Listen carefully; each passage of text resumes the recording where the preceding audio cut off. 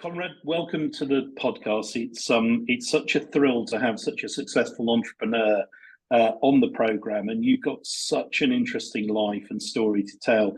And if I can, I want to start with your early years, because I'm always interested to know, and I know our listeners are interested to know, what happened in your early years, or did anything happen in your early years that set you out on the journey that you took to be an entrepreneur? Well, I'm born in a very creative family. You know, my father was a math and chemistry teacher, and my grandpa was an innovator in pharmacy. So also like chemistry, and they both were engineers. My mom was on the other side of creativity, where it was more the left brain. Where she was like doing dance, singing, and working a lot with theater. She actually became the first female theater director for a big theater here in Sweden. And I grew up with a mentality that nothing was impossible. It was okay to fail. When I failed, you know, they introduced me to just get up on the horse again and do it again. Next time it will be better. And I think that was my learning, that I just kept on going. You know, I never stopped. So, you know, I started to pick bottles and going to the supermarket and get a return for the bottles. I bought candy for the money, split it up the big boxes and sold them piece by piece and made the margin. And then it just continued in that loop, and yeah, here I am. And tell me, did you like your school years? Were you good at school? I was okay, but I was always doing business. So I basically don't have a real education. You know, I went to high school and three years of economics, but I just did good. I was just in between. But when I was in school in my 3-year economics, I was doing the import as a distributor for Quicksilver, and started that in the Nordics. And before I started that economy school, I was in New Zealand, started up Thule roof racks. So I kind of was beyond that thing and had a better real life education in business. But I wanted, as both my father and grandpa and they have a very good school stipendiums and stuff. I wanted to have some of it, but I never used that. So you sort of really quickly then talked about New Zealand and Quicksilver, both of which are amazing stories. So let's just rewind to that, because how old were you when you went to New Zealand, and tell the listeners what you did there? So me and my father, we started a surf shop, and we were mainly on mail order, and then we built like a huge magazine on the West Coast, where we were selling. It was like a supermarket with action sport. And when I turned 16, I had the opportunity to move to New Zealand to become, you know, dreaming, you know, one of the best in the world in windsurfing. I came quite far, but very far from being that guy. But what I did is that I got to New Zealand. I could see how the market was there compared to Europe, and I could start a business with importing boards and sales and all the gear. And with that, I put in the roof rack, and we called it a complete package, because you're always going where the wind is. and different directions is good in different points. So I could tell the customs that you need a roof rack on this, and all of a sudden I was the biggest Thule distributor, and they gave me also Australia after that, and then we sold that back to them 3 years later. And then in the Nordics, when you went back, tell us about Quicksilver then, when you went back to Sweden. Yeah, so we had these surf shops, and we did a big mail order thing, and we were always looking how do we expand the business, and expanding it from just selling hardware, which, you know, surfboard sales and that, into what was at that time called software, you know, lifestyle products like clothing, shoes, sunglasses, etc., was a bigger business. So I saw that I could build different brands within the category of different lifestyles, and grow the business much quicker. So Quicksilver was my first brand, but after that it followed with like Volcom. I did Burton snowboards, I did Airwalk, I did 30 different brands in this category. And that was the best school, because number one, I could see what they were doing right and what they were doing wrong.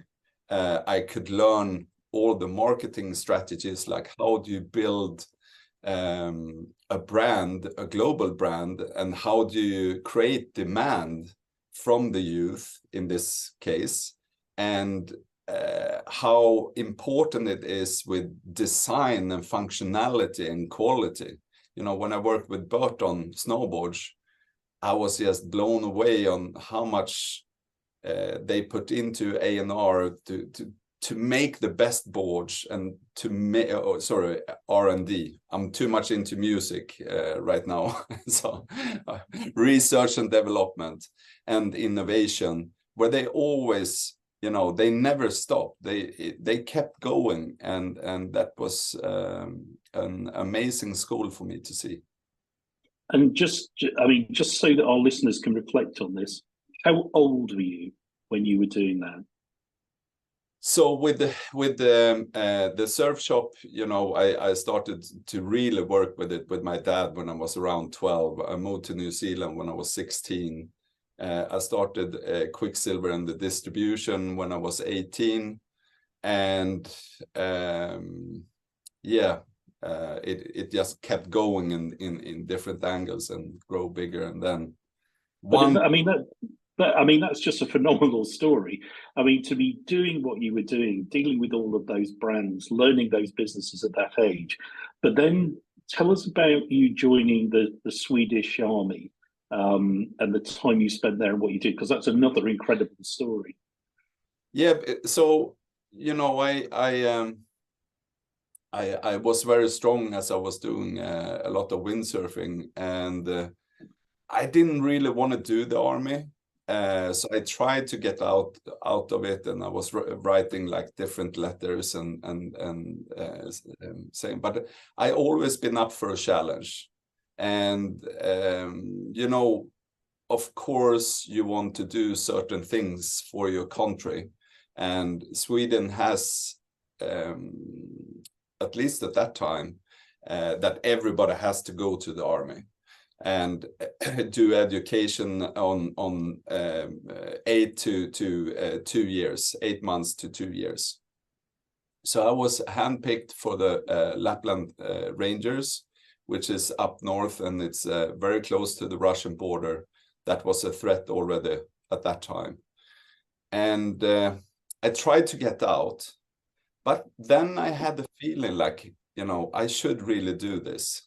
So I was up for the challenge, and I remember our first, in the army, it's always around competitions, and my group, I was a group leader, and we were 6 persons in the group, and we came 2 days after the other ones. We sucked. We were terrible. We didn't have the logistics. We didn't have the winning feeling in the group. We were putting all energy against each other instead of completing the task. So we had the meeting, and we sat down and said, like, okay, guys, you know, we can fuck it. You know, we just don't give a shit, or we become the best. We all have a saying here, so because I've always been quite democratic. And at that table, we agreed to be the best. And in the end, we were winning because we were not the fastest in the beginning, but as it was very long distance tasks, you know, we could go for up to like 200 kilometers for, you know, 10, 14 days. If you had like a train that was just keep pushing and you kept these things vital, that you were just pushing it, but you also had the rest and so on, in the end we were winning. And what did you learn from that time in the army? I learned a lot of things. You know, it was the team spirit, but it was also like never give up. When you were giving tasks like you're gonna go from this point, it's minus 48 degrees, and you're gonna end up over here. And good luck. Here's your tent. And by the way, we don't give you any food. You have to find that on the way. That is a pretty gnarly expedition to, you know, for a guy that don't have that experience. But we did it. And of course, there was like a safety net. We had to report every time, like, now we're here, and they were kind of looking after us. It's not that, you know, we were gonna die, but sometimes we felt that, you know, it was extreme, and learning that, you know, it's like a marathon, that you need to rest, you need to eat, you need to sleep, and then you work. But you can't just jump over things, because then it will break. So I learned that. I learned a lot about nature. That was one of the most beautiful things in that, because we were out in the middle of nowhere. So that really added up my heart for the nature that both my grandmas put into me, because they were very close to the nature. And yeah, the big thing was like, nothing is impossible. Even if it looks really bad, you will get through if you just continue to work. And I also explained for our listeners that the Lapland Rangers Regiment is the toughest of the Swedish military's divisions. So you went hardcore. You know, this wasn't a soft time there, and you were out in minus 48 degrees in a tent. So, you know, it was a pretty tough experience, I would have thought. It was, but again, you know, it was at the same time a beautiful experience, and it was a challenging experience. But I mean, it changed my life. If I wouldn't have done that, I think I would have had a different mentality of giving up much easier, and in many other occasions. And after your military service, obviously you loved the sea. You went back to the sea. But what I'm really keen for you to talk about now is the two amazing businesses that you've founded, amongst others, many others. So Zound Industries, I'd love you to talk about, and also X Shore, so the first electric boat. So tell me about how they both came about. Yeah, so you know, I always had a deep understanding of the sea. I always felt very attached to the sea. My grandma is from a fisherman's family, and my grandpa is from a seaman's family, and we always had the pleasure to live close to the sea. When I was really young, I was fishing and you know, enjoying the sea of swimming and snorkeling and windsurfing. But I could see it change. So when these motorboats were starting to come in a bigger commercial way, I thought that it was not very good. You know, I could see the petrol unburnt, making the blue behind the boat. I saw the smoke. I saw the noise harming, because when I was diving and I could hear a boat from a very long distance, you know, the noise is traveling, as the water has a density of 784 times the air. The noise is traveling much longer, and they were totally unprotected compared to a car. So they were super noisy, many boats. And this is when I started to look into, like, how could I make a boat that is better engineered? Because I also think that if you compare a boat to a car, they're very expensive compared to the engineering. I didn't like the full functionality. I thought that on boats there are so many things that could be improved, and I calculated that if I could build a boat more like a car, there is money to be made, but you have to make a global brand. And I went for the electric because as an engineer of my father and grandpa, I could see that an electric engine is much more energy efficient. You know, it has like our engine has 97% efficiency. A combustion engine is 27 to 33%. So I saw that, yes, there is a bottleneck on how you store the energy, but that will be solved for the future. But it's the electric drivetrain that is going to take it to the next level.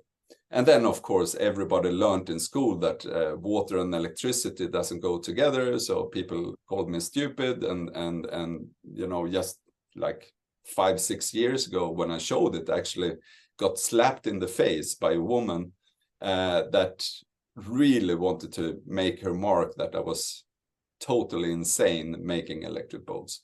But things change, and you know, there is certifications in the IP how to make things of electric that it could be in the water or even under the water. So now we are having the best electric boats out there. We're selling it globally. And I remember the first time I got to test my prototype, because you know, I made the brand name already in 1996 of seeing this in the ocean. So it was a long time dream, but it took me until 2017 to get the first prototype. And I have a video where there is people standing on the dock and they don't understand that because the boat is all quiet. And I'm like, it's electric, you know, I'm gonna try this. And I was out there without the smoke and without the noise. And I'm like, wow, this is amazing. This is how the experience should be on the water. And that is when, like, okay, I need to throw some money into this. This is going to be a big thing. And if that's not enough, talk to us about Zound Industries, because you're sitting now, I can see you in front of a massive bank of Marshall speakers. So talk about Zound Industries, and you founded that, I know, with a number of other people. So tell us about that journey. So with my action sport life, I was doing a lot of different events because I wanted to give back to my consumers the best, bringing the best athletes, making music, and give them a good time. That was also a great way to build the trend and demand for the different products that we gave them an experience. And Nokia was the main sponsor. They joined us because they saw how good we were at building trends and building demand for different products and brand names. And they taught me that the phone was going to be going from quite dumb to all connected and being a smartphone. And I saw that headphones is going to be the next accessory, because I was selling like the boards, and then came the shoes, and then came the clothing, and then came the sunglasses, and even different watches, and all backpacks, all kind of accessories within the lifestyle segment. And I saw that if this change is going to that you will have all music and a lot of media in your pocket, headphones is going to be a big thing. And not many will concentrate and see that. So I started to develop headphones that we sold to people that listened with their eyes, because I understood that we can't compete on the best sound with a company that is 100 years old. But we can compete with design, and that's quite cheap to do the research and development and make something look good, but sound could be more expensive and take much longer time. So I developed a brand called Urban Ears that was monochrome, all in one color, and the success was just huge. I remember I walked into a store here in Stockholm that is a fashion store, and we had built this towers of point of sales material that included a mirror, and you had the headphones outside, and people could test them and look in the mirror. And I hear one guy saying to his friend, I think the red one sounds better than the blue. But the headphones were not even connected to the music. And that is when I'm calling the Chinese factory and like, okay, pump up the jam, you know, now it's like, how much production can I say? This is working. And that company became Sweden's quickest growing company in history over the first 3 years. And yeah, it was fast, it was fun, we had great margins, we made a lot of money. And still, you know, now the company is at the 3.0 level, where just last year we bought our largest brand, Marshall Amps, or we made a merger. The family is the largest shareholder. So we made a merger where sound now is the Marshall Group. And you work with Adidas as well, so you've done lots with the business. Sorry, I didn't catch that. I'd say you work with Adidas as well. Yes. So in that, you know, I was at Apple a couple of years ago, and they like, oh, that's the guy who put a microphone onto the headphones, because back in 2010, you were walking around with your phone like this and listen to the headphones. So I did a lot of like small innovations, but always to have more functionality and a better experience when it comes to the product. And I was probably one of the first, or the first, to bring fashion into electronic product. Many people tried, but you know, I designed or sound, and we designed products for Balmain. We did Marc Jacobs, we did H&M, and also Adidas and stuff like that. And back in the time, people thought that you could just slap a brand name onto a product and think that it was going to work because it was a strong brand. But actually, you know, you need to take the roots of the brand and really work what we call the CMF, color, material, and finishes. So if I give you an example of the Marshall, it was, you know, I came to Marshall in 2009. A friend of mine had a Pro Stack from Marshall, and he set me up with a meeting, and I came in and asked for a factory tour. We went around, we going into the to the bod room and sitting down, and I'm making the concept directly, like, we want to use the squared, we want to use this plastic snake skin, we want to use the brass, we want to have like a guitar chord, and make it really feel like a music accessory that is based on your amps. And they're like, okay, we had hundreds of people here trying to get our strong brand name, but no one understood our brand. But it seems like you understand it better than us. So can you stay a couple of days more, and we sign the contract directly, and the rest is history. Well, it's so cool. And I'm delighted to tell you I've got 3 Marshall amps at home that I play my music through. I know that, and I have to say they're fantastic. The sound quality, yes, the look, the feel, I love them from both a sound point of view, but also from the look of them, the feel of them. They're super cool. Do you have the speakers? Yes. Because, you know, we launched the headphones first. But then, you know, I saw the behavior of people making like a list in iTunes and Spotify and going away from the CDs that we actually were using at that time. And I wanted to make a speaker that you could connect to and use your phone, your smartphone again. But at that time, to get into the equalizer, I'm quite nerd when it comes to music. And some music I want more treble, and some music I want more bass, and so on.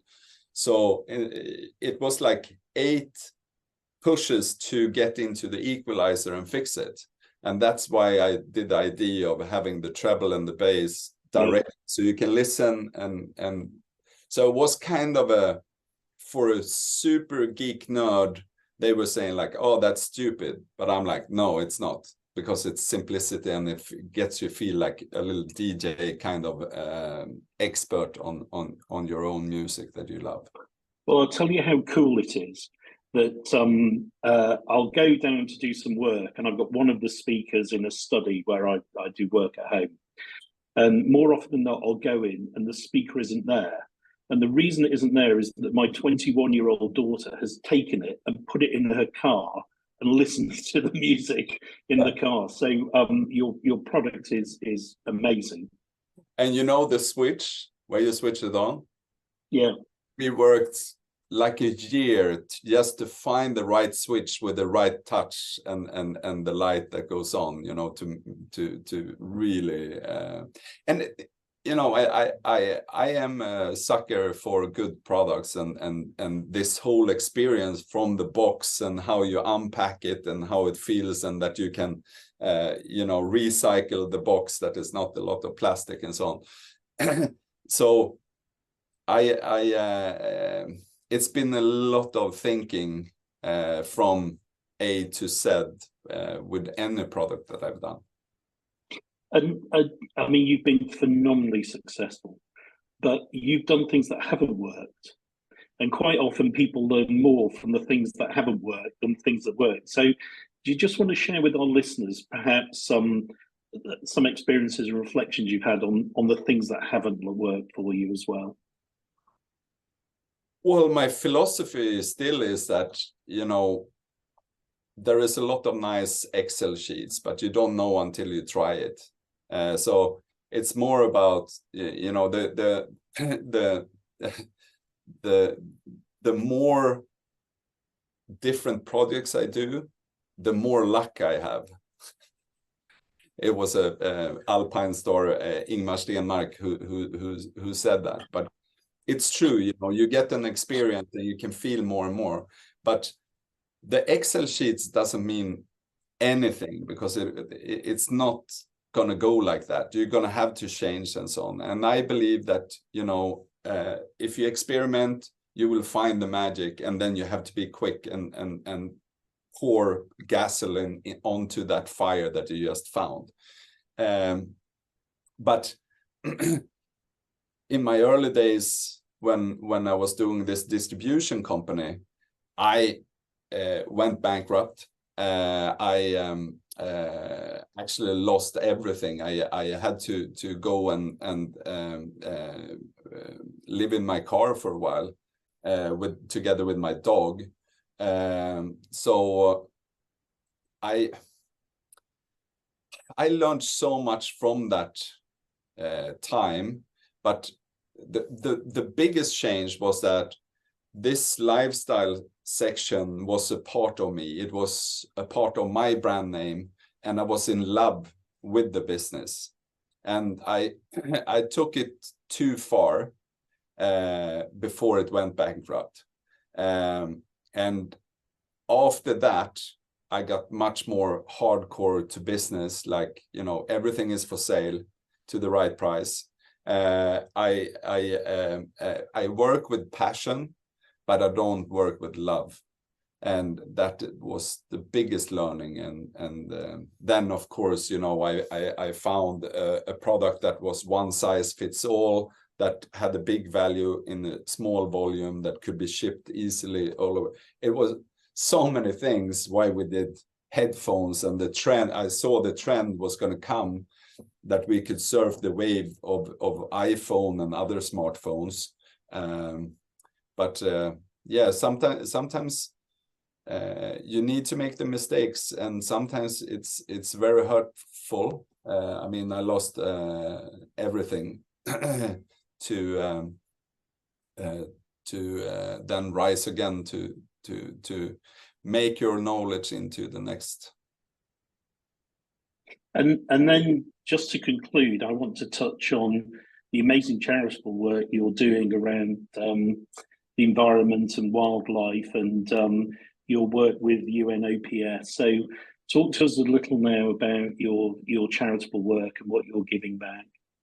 Yeah, so this was 2017 and 2018, especially when I worked with them. So they have a startup section where they help entrepreneurs in countries where it's not as good as here, or environmental projects that can help, you know, make a change to the better in the world. And I help them as a mentor and advisor, and also, you know, making speeches in Geneva and in New York on the Ocean Day, where it's important to mainly give inspiration, but also tell them that they are on the right track, that this is important. Because if you want to make the most money, maybe you choose a different angle. But this is, you can make money in this section, as well as you can also help changing the world to the better. And in 2018, Sweden's Royal Patriotic Society awarded you the highest honour for your extraordinary achievements. You got the King's Medal. How did that make you feel? Well, I was very surprised. I think that they were quite brave, because I'm a different bird compared to the ones that usually get that medal. But I wear it with prideness, and I'm very, very honored to have the medal. I believe, you know, I never really fitted into the society in that sense, you know, on being that I still have my old friends and that around me, and of course a lot of new friends, but I'm not really going into a segment of billionaires in that sense. So it was, I think, you know, I call myself a working class hero, because I worked all my life and I didn't have much money from the beginning. You know, we were quite normal family in the lower end. And we had always had to work or make, if we wanted to go to Austria for skiing, my family were setting up the trip and rented the bus for everybody to go and to pay for our trip. So we had a good life for sure, but it was we had to work for it. So yeah, but it made me proud and also very thankful for having such an achievement. And one last question, and it's about the future. What's next? Well, that's a good question. I work a lot with a brand called Söder, where we do all natural care. And the company is based in Switzerland, in Zurich. And we are the world's best when it comes to 100% natural care. Johan and Hanna, who founded the brand, are totally addicted to transparency and seeing where the products come from, going into the factory and having a product to sell. And I just love their ambition of making change, because there is so much care products that is cancerogene, and the skin is your largest organ, and you just put on stuff that will make you sick, which will change. There is going to come regulations, but more importantly is doing the education with people to make them understand that this is a real issue. Soap that you are using a lot of times are cancerogene, and there is even microplastics in it just to make it feel thick. And you wash your hands with that, and the microplastics go straight out into the rivers, and then the fish eat it, and then all of a sudden you will have it in your body. It's stupid. And it doesn't have to be like that. So Johan and Hanna made a 5,000-year-old recipe with all natural products, and it's seen as the best soap in the world from a lot of our collaborators, like Bergdorf Goodman, for example. Well, it's fantastic that you're still innovating, and thank you for coming on this podcast and sharing your story. But thank you also for all the amazing things you've done for electric boats, for all of us who listen to your speakers, use your headphones, all the things that you've done. It's been a truly amazing story, and it's been a great privilege to talk to you. Thank you. Thank you so much for having me.